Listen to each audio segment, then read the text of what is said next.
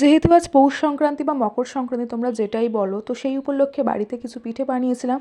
আর তার মধ্যে আমার সবথেকে অন্যতম প্রিয় পিঠে হলো চুষি পিঠে। এটা খেতে তো আমার দারুণ লাগে, তো সেই রেসিপিটাই আজকে তোমাদের সাথে আমি শেয়ার করছি।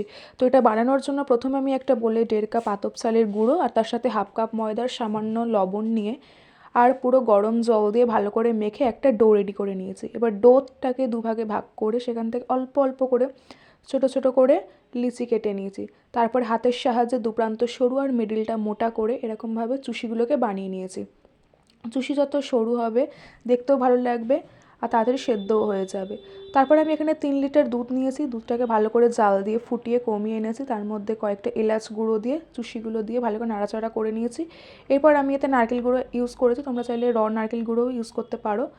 তারপরে ঘি আর নলেন গুড় দিয়ে ভালো করে নাড়াচাড়া করে নিয়েছি। এই দুটো দেওয়ার কারণ হলো টেস্টে এনহান্স হয়। ব্যাস, আবার 5 থেকে 6 মিনিট পরে চুষি পিঠে রেডি হয়ে যায়।